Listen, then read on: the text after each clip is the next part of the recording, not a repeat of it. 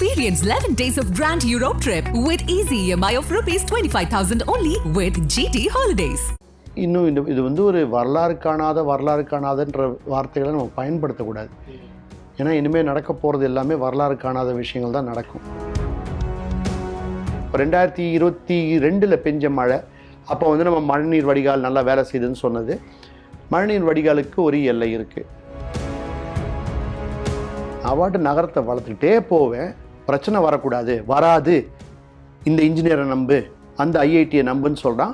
அது தவறான ஒரு விமர்சனம். வீட்டுக்குள்ளே தண்ணி பூந்ததுக்கு காரணம் நீங்கள் ரோடு ஒழுங்காக போடலை. ரோட்டோட லெவல் வந்து வீட்டோட லெவலோட அதிகம். இது வந்து அறப்போர் இயக்கம் மாதிரி அமைப்புகள் வந்து ரோட்டில் கூவி சொல்லிக்கிட்டு இருக்கிறாங்க. ஆனால் அதை வந்து நம்ம சீரியஸாக எடுக்க முடியல. ஏன்னா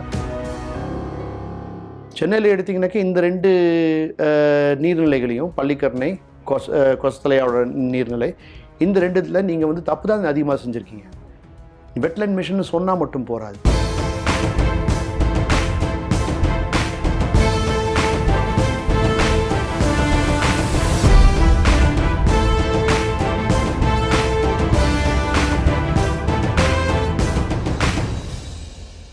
வணக்கம் நேயர்களே, விகடன் பொலிட்டிக்கல்ஸ் இன்றைய சிறப்பு விருந்தினர் சுற்றுச்சூழல் செயல்பாட்டாளர் திரு நித்யானந்த் ஜெயராம் அவர்கள். சார் வணக்கம். வணக்கம் சார். இந்த மழை எந்த அளவுக்கு அதிகமாக பெஞ்சிருக்கு? ஏன்னா இது வந்து செயற்கையானது இல்லை இயற்கையானது அப்படிங்கிற அந்த வாதங்கள்லாம் பார்க்க முடியுது இந்த மழை பெய்ந்ததுக்கு பிறகாக. நம்ம எப்படி பார்க்கலாம் அதை? இது வந்து ஒரு வடகிழக்கு பருவமழையில் பெய்யக்கூடிய மழை தான். அப்படி ஒன்றும் அசாதாரணமான மழை கிடையாது. கனமான மழை, மிக கனமழை. ஆனால் மிக கனமழை பெய்யறதுக்கான வாய்ப்புகள் இந்த வடகிழக்கு பருவமழை சீசனில் இருக்க தான் செய்யுது. அது நம்ம 2015 பார்த்தோம். இதுக்கு முன்னாடி 1976 பார்த்துருக்குறோம். 84 ஒரு பெரிய புயல் நடந்துச்சு, அப்பவும் அதே போல் கனமழை நடந்துருக்குது. இந்த கனமழை நிகழ்வுகளும் புயல் மூலமாக வரக்கூடிய மழை நிகழ்வுகளும் வடகிழக்கு பருவமழைக்கு சாதாரணமான ஒரு விஷயம். அது வந்து ஒரு 5 வருஷம் 10 வருஷத்துக்கு ஒரு முறை வர்றது இப்போ இன்னும் அடிக்கடி வர ஆரம்பிச்சிருக்குது. இந்த ஒவ்வொரு புயலுக்கும் ஒரு வித்தியாசமான ஒரு சிறப்புத்தன்மை இருக்கும். வர்தா புயலில் வந்து உங்களுக்கு காற்றோட தாக்கம் அதிகமாக இருந்துச்சு, மழை இல்லை, கொஞ்சம் ஒரு காஞ்ச புயலாக இருந்துச்சு. இந்த புயலில் பார்த்தீங்கன்னாக்கா உங்களுக்கு ஈர புயல் ரொம்ப மெதுவாக போச்சு. புயல் காற்று சொல்ல நான் புயல் நகரக்கூடிய ஒரு வேகம் வந்து குறைவாக இருந்தது. அப்போ ஒவ்வொரு இடத்துலையும் நின்று அது பெய்கிற மழையை வந்து ஒட்டுமொத்தமாக ஊற்றி தீர்க்கறதுக்கான ஒரு வாய்ப்பு அது இருந்துச்சு. ஸோ அது மாதிரி நடக்கிறது. இன்னும் இது வந்து ஒரு வரலாறு காணாதன்ற வார்த்தைகளை நம்ம பயன்படுத்தக்கூடாது. ஏன்னா இனிமேல் நடக்க போகிறது எல்லாமே வரலாறு காணாத விஷயங்கள் தான் நடக்கும்.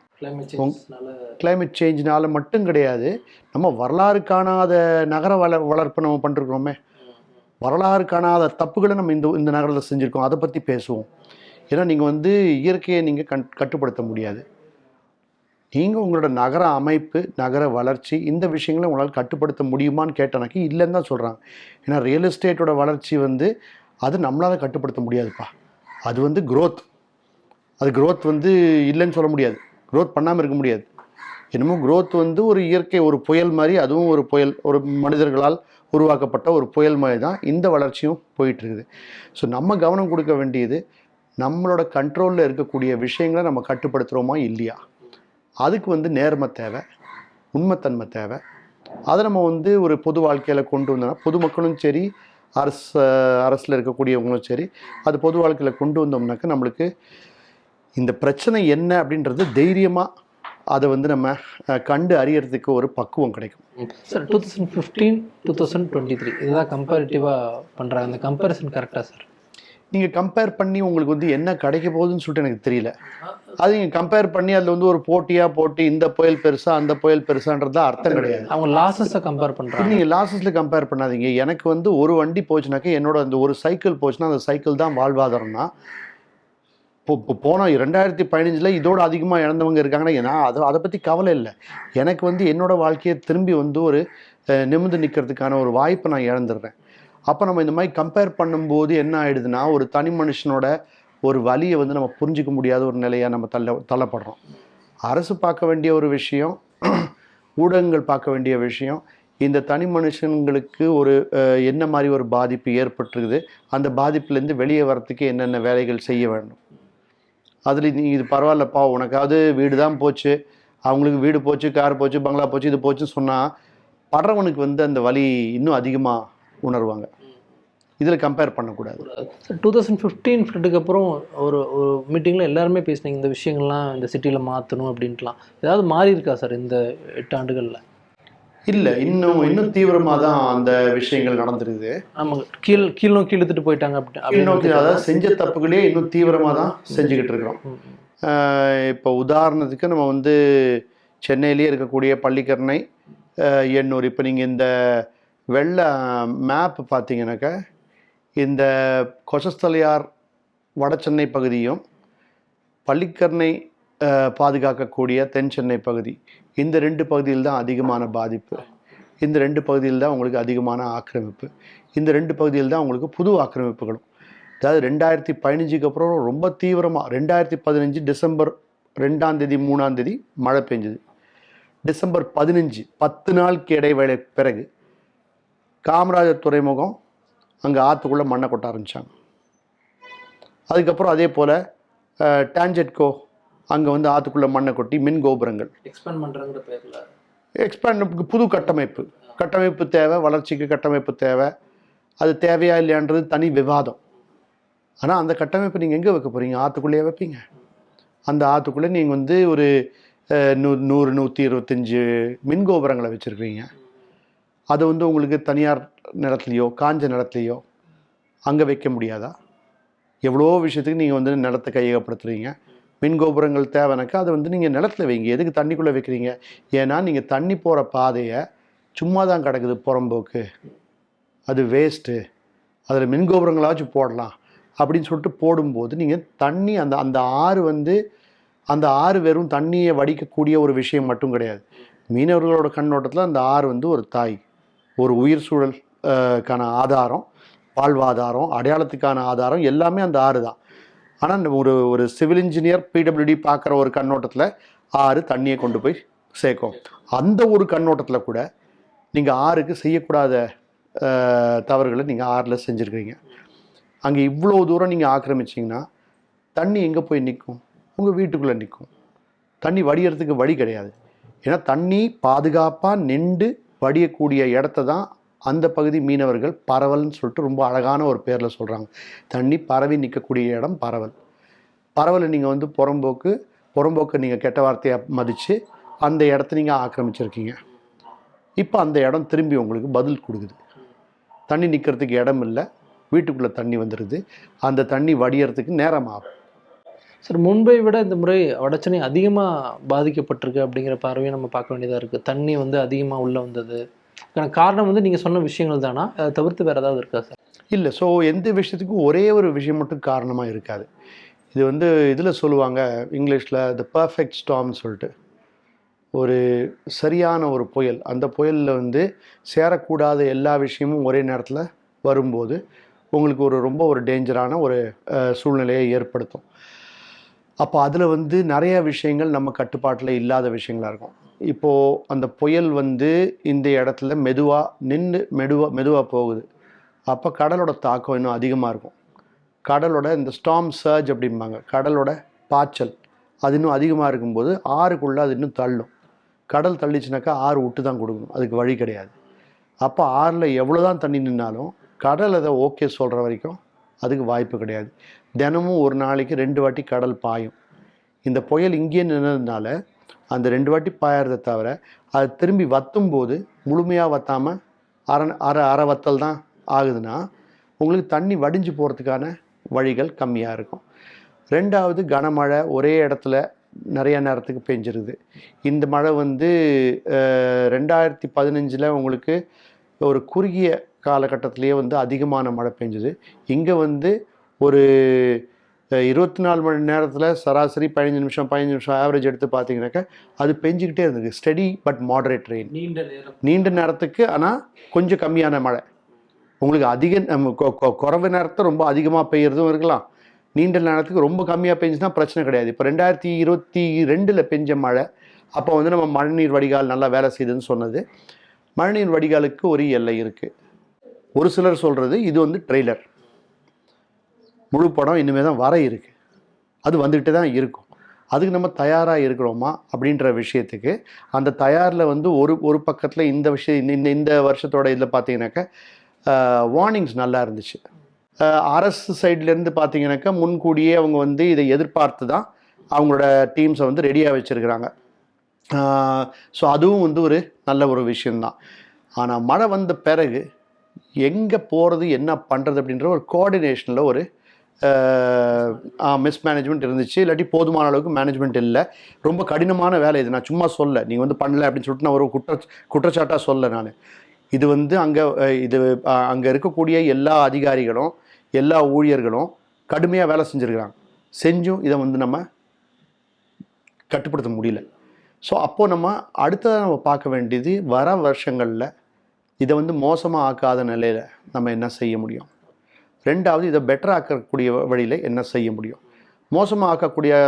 மோசமாக்காத ஒரு வழியில் செய்யணும்னா எங்கெங்கே நம்ம தப்பு செஞ்சுருக்கோமோ அந்த தப்பை திருத்த முடியுமோ அதை திருத்துறதுக்கான நடவடிக்கை எடுக்கணும். அதாவது கட்டக்கூடாத இடத்துல கட்டப்பட்ட விஷயங்கள், அது வெறும் நம்ம வந்து குடிசைகளை மட்டும்தான் குறி வைக்கிறது ரொம்ப ஒரு ஈஸியான ஒரு விஷயம். ஆனால் குடிசைகள்னால அந்த அளவுக்கு பாதிப்பு ஏற்படுறது கிடையாது.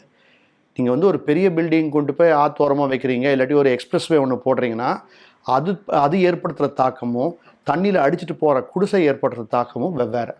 ஒரு எக்ஸாம்பிளோட நம்ம பார்க்கலாம். நம்ம பள்ளிக்கடையில் பார்த்தோம், ஒரு ப்ரைவேட் லேண்டில் வந்து வீடு கட்டியிருக்காங்க, தண்ணி வருது, பயங்கரமாக கார்கள்லாம் அடித்து வரப்படுது. தென் சென்னையில் வந்து என்ன மாதிரியான விஷயங்கள்லாம் மாறி இருக்குது 2015க்கும் இப்போ இருக்கக்கூடிய விஷயங்கள்? 2015க்கும் இப்போ இருக்கக்கூடிய விஷயங்கள் வந்து உங்களுக்கு தென் சென்னையில் இப்போது இது பார்க்கும்போது நீங்கள் ஒரே ஒரு பேரிடராக பார்க்காதீங்க. இதை வந்து ஒரு நோய்க்கான ஒரு அறிகுறியாக பாருங்கள். 2015லேருந்து இப்போ வரைக்கும் உங்களுக்கு ஈஸ்ட் கோஸ்ட் ரோட்டோட கிழக்கு பக்கம் இருக்கக்கூடிய திறந்த கடற்கரை பகுதி, மணல் பகுதி, அந்த பகுதி வந்து ஒரு ரூரல் ஸ்டேட்டஸ்லேருந்து அர்பனாக மாற்றிருக்கிறாங்க. ஏன் அப்படி மாற்றுறாங்க? ரூரலாக இருக்கும்போது இவ்வளோ தான் கட்டடங்கள் கட்ட முடியும். அர்பன் பண்ணிட்டோம்னாக்கா அங்கே நீங்கள் எஃப்எஸ்ஐ ஏற்றிக்கலாம், அதிகமான ரியல் எஸ்டேட் பண்ணலாம். அதன் அடிப்படையில் கிழக்கு கடற்கரையில் ஒட்டுமொத்தமாக நீங்கள் ரியல் எஸ்டேட் இப்போ ஆயிடுது. 2005க்கு அப்புறம் இது நடந்திருக்கிற ஒரு விஷயம். ஸோ இதுலேருந்து உங்களுக்கு அடுத்த வாட்டி கடல் தாக்கம் உருவாகும் போது அது உருவாகான்னு சொல்ல முடியாது, ஐயோ சுனாமி வந்துச்சு சொல்ல முடியாது. ஸோ அந்த மாதிரி ஒரு விஷயம் நடக்கும்போது நம்மளுக்கான உயிர் சேதமும் சொத்து சேதமும் இன்னும் அதிகமாக இருக்கும். ரெண்டாவது, உங்களுக்கு கடல் தண்ணி வெளியே வடிகிறதுக்கான வழிகள் இப்போ பார்த்தீங்கன்னாக்கா உங்களுக்கு மணல் பகுதியில் தண்ணி நிற்கக்கூடாது. ஆனால் அந்த இடங்களில் உங்களோட நகரமயமாதல்னால அந்த பக்கமும் உங்களுக்கு வெள்ளத்தாக்கம் ஏற்பட்டிருக்கு. மூணாவது, இந்த இடங்களில் நீங்கள் வந்து கட்டடங்கள் கட்டும்போது அந்த மணல் பகுதி வந்து தண்ணியை உறிஞ்சிக்கக்கூடிய ஒரு இடம், அங்கே தண்ணி நிற்கவும் நிற்காது, ஓடவும் ஓடாது. அப்போ அந்த மாதிரி இடங்களில் நீங்கள் கான்க்ரீட் அதிகமாக ஆக்கினீங்கன்னா மழை தண்ணி அதில் பட்டு நீரோட்டம் எடுத்து அந்த ஓடைகளுக்கு போகும், பக்கிங்ஹாம் கால்வாய்க்கு போகும். பக்கிங்ஹாம் கால்வாயோட கொள்ளளவு இவ்வளோ தான், அதை மாற்ற முடியாது. அப்போ அதுக்கு எவ்வளோ இடத்துலேருந்து வர தண்ணியை தான் அது தாங்கும். அப்போ அது வந்து உங்களுக்கு விரிஞ்சு வீடுக்குள்ளே போயிடுது. இது கால்வாயை ஒட்டியும் இப்போ வீடுகள்லாம் வந்துருச்சு. இல்லை, கால்வாயை ஒட்டி தான் வரணும் கிடையாது. கால்வாயை ஒட்டி வந்துச்சுனாக்கா அவங்க பாதிப்புக்கு உள்ளாவாங்க. அவங்களும் வந்து ஃப்ளட்டிங்க்கு கான்ட்ரிபியூட்டும் பண்ணுறாங்க, அஃபெக்டும் ஆவாங்க. மேட்டு பகுதியில் இருக்கிறவங்க ஃப்ளட்டிங்க்கு கான்ட்ரிபியூட் பண்ணுவாங்க, அஃபெக்ட் ஆகிறது கம்மியாக இருக்கும். ஆனால் உங்களுக்கு நகரம் வளருது, கான்க்ரீட் அதிகமாகுது அப்படின்னு பார்த்தீங்கன்னாக்கா நீரோட்டம் அதிகமாகும்.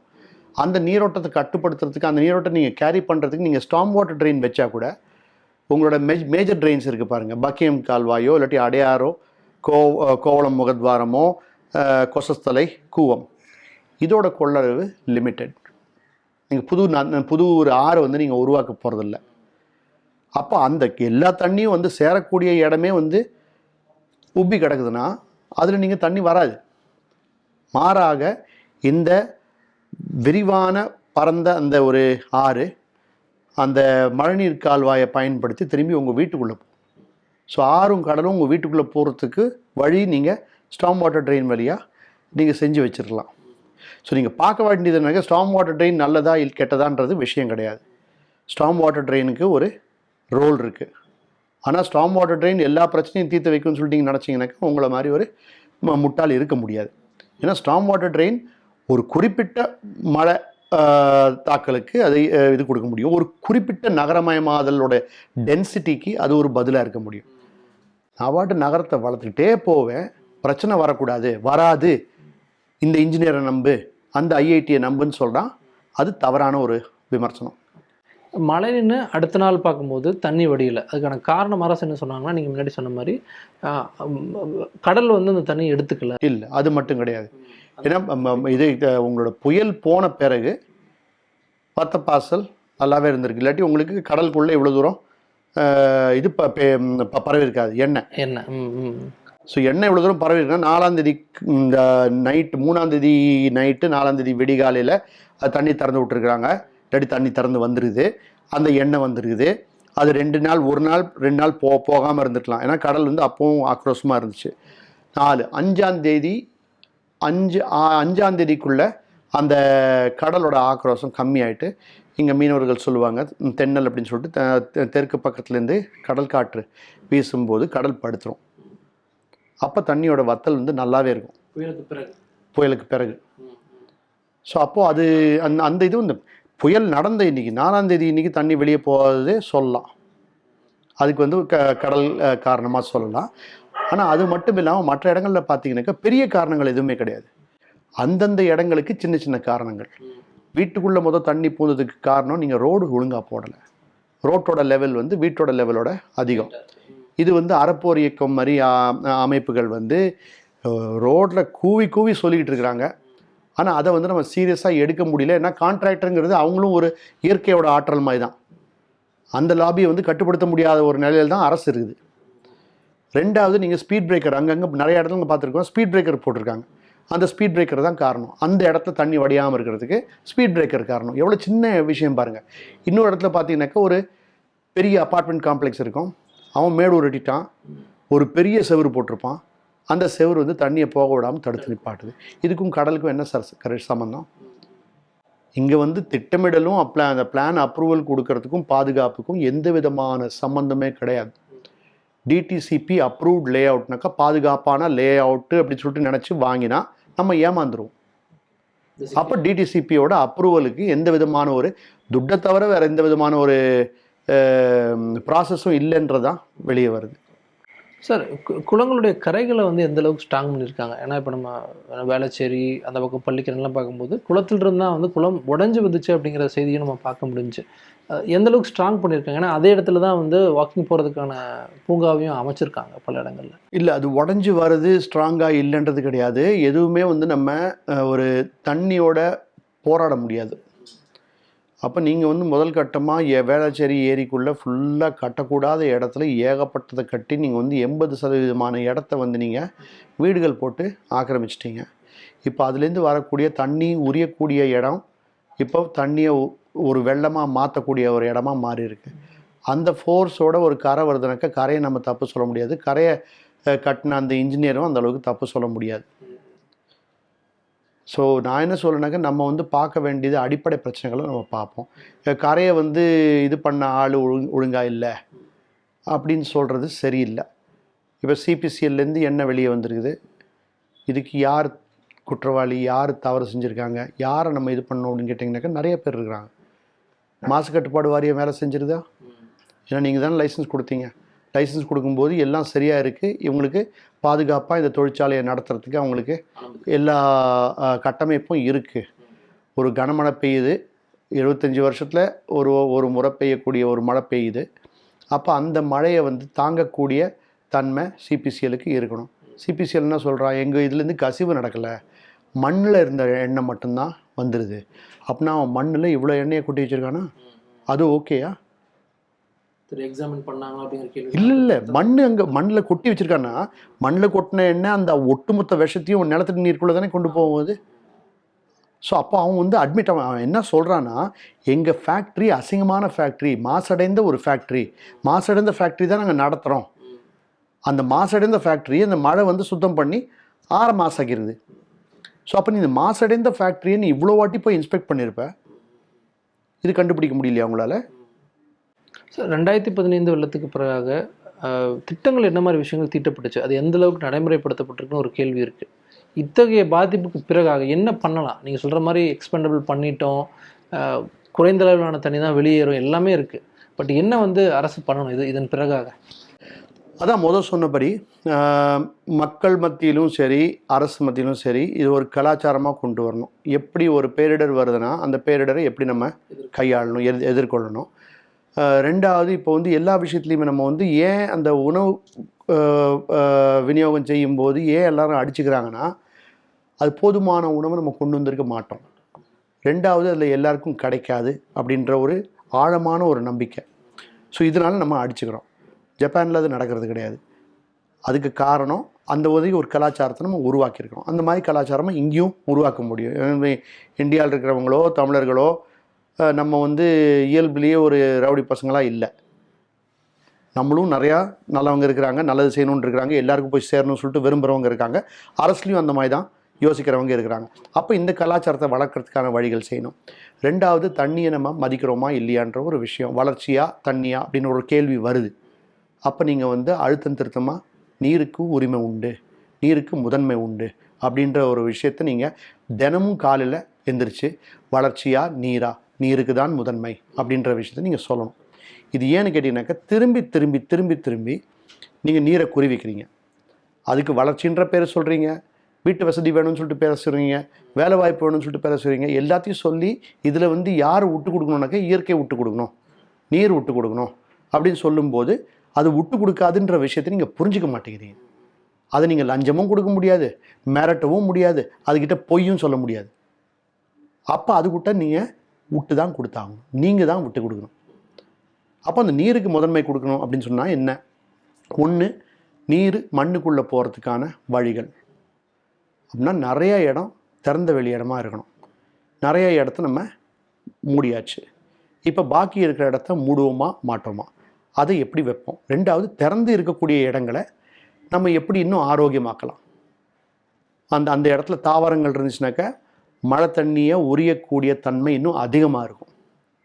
மழை தண்ணியை மெதுவாக்கக்கூடிய தன்மை இன்னும் அதிகமாக இருக்கும். மெதுவாக்கும்போது அந்த மழை தண்ணி இங்கேருந்து அங்கே ஓடுறது, ஒரே நொடியில் ஓடுறதுக்கு போல ஒரு 10 நொடி எடுத்து போகுதுன்னா 10 நொடி அதிகமாக மண்ணை தொட்டுக்கிட்டு போகுது, மண்ணுக்குள்ளே போகிறதுக்கான வாய்ப்பு இருக்குது. அடையாருக்கு யாரும் போராடலை, கூவத்துக்கு யாரும் போராடலை, எண்ணூருக்கு உயிரை கொடுத்து போராடுறாங்க. யார்?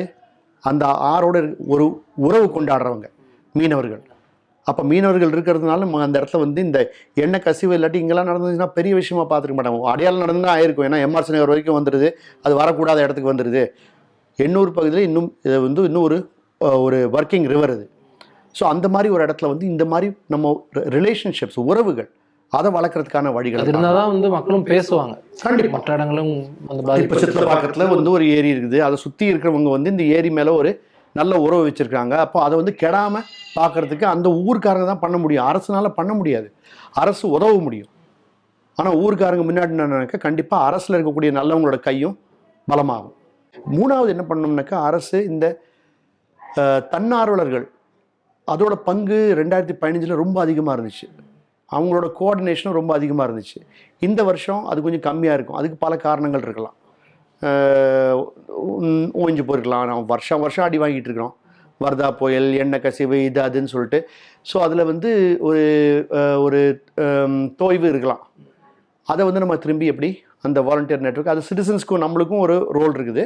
அதே நேரத்தில் அரசு கூட சேர்ந்து எப்படி வேலை செய்கிறது அப்படின்ற விஷயத்தில் இது பார்க்கணும். இதில் வந்து ஒரு சிலர் நல்லாவே நடத்திருக்கிறாங்க. இப்போது இதில் வந்து பார்க்கும்போது இந்த இதுலேயும் சரி, இந்த இதுலேயும் பார்க்கும்போது டிஆர்பி ராஜாவோட செயல்கள் இதில் வந்து கொஞ்சம் சிறப்பாக இருந்துருது. நல்லா அவர் வந்து நிறைய முயற்சி செஞ்சுருக்கிறாரு.